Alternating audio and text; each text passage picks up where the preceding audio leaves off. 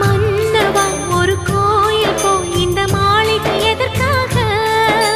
தேவியே என் ஜீவனே இந்த ஆலயம் உனக்காக.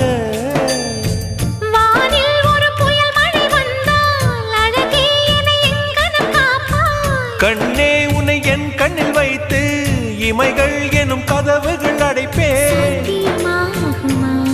நான் சத்தியம் செய்யவா? தொடு தொடுவெனவே வானவில் என்னை தூரத்தில் அழைக்கின்ற நேரம். Uva,